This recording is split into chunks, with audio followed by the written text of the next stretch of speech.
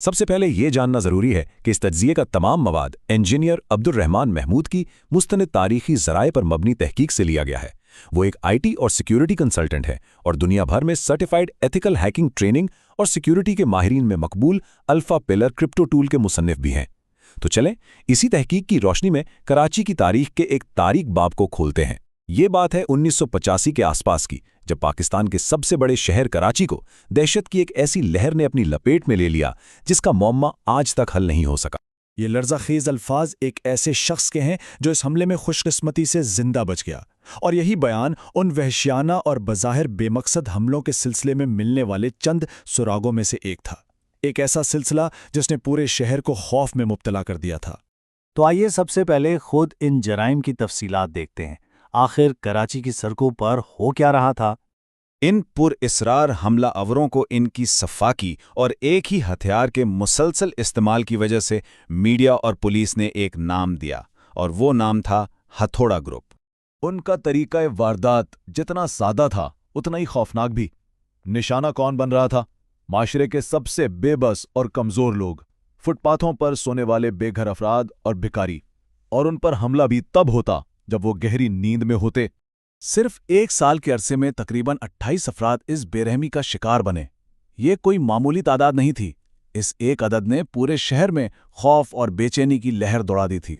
कत्ल का ये सिलसिला 1985 के आखिर में शुरू हुआ और तकरीबन एक साल तक शहर पर खौफ के साए मंडलाते रहे, और फिर 1986 के वस्त में ये हमले इतनी ही पुरअसरारियत से अचानक रुक गए जैसे कभी हुए ही ना हों। ये मुअम्मा इतना गहरा क्यों हुआ और अफवाहों ने जन्म क्यों लिया, इसे समझने के लिए उस दौर के कराची के हालात पर नज़र डालना बहुत ज़रूरी है। इस वक्त कराची समाजी और सियासी तब्दीलियों की जद में था। यूं समझे कि शहर एक प्रेशर कुकर बना हुआ था। सोवियत अफगान जंग की वजह से मुहाजिरीन की आमद, असलहे और मंशियात का फैलाव, बढ़ती हुई नस्ली कशीदगी और ज़्यादा दौरे हुकूमत में पुलिस पर अवामी अदम एतमाद, इन सब अवामिल ने एक ऐसा माहौल बना दिया था जहां खौफ और अफवाहों का फैलना बहुत आसान। तो जब हुकूमत और पुलिस की तरफ से कोई ठोस जवाब ना मिल रहा हो तो इस काली जगह को क्यासाराइयों ने तेज़ी से पुर कर दिया।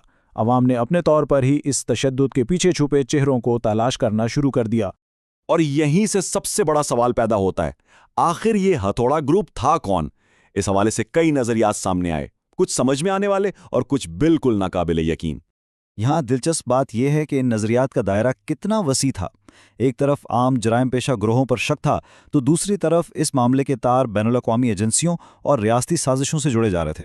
तमाम क्यासी आराइयों में से सबसे ज़्यादा मकबूलियत इस नज़रिए को मिली जिसमें सोवियत अफ़गान जंग में पाकिस्तान के किरदार का बदला लेने के लिए सोवियत केजीबी और अफ़गान खाद जैसी एजेंसियों को मुलव्विस ठहराया गया। सरजंग का ज़माना था और ये नज़रिया अवामी तख़य्युल में गहराई तक उतर गया, लेकिन क्या इसकी कोई हकीकत थी? महीनों की तफ्तीश, अवामी दबाव और बेशुमार क्यास आराइयों के बाद नतीजा क्या निकला?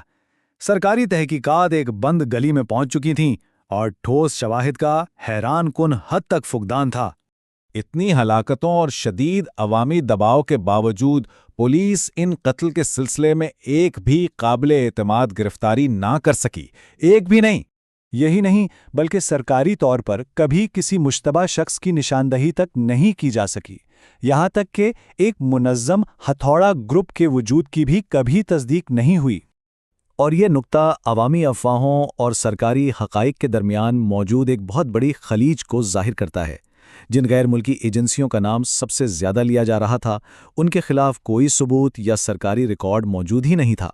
तो जब ना कोई मुजरिम पकड़ा गया और ना ही कोई मकसद सामने आया, तो हथौड़ा ग्रुप की कहानी एक क्रिमिनल केस से निकलकर कराची की शहरी दास्तानों का हिस्सा बन गई।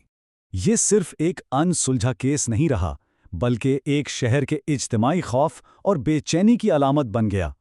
एक ऐसा वाक़या जिसे असल हक़ाइक़ से ज़्यादा मीडिया, अफवाहों और उस दौर की समाजी घुटन ने शक्ल दी।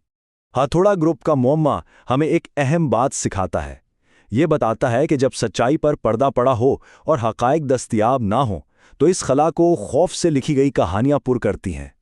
ऐसी कहानियाँ जो एक शहर की यादाश्त का हिस्सा बनकर उसे दहाइयों तक परेशान करती रहती हैं।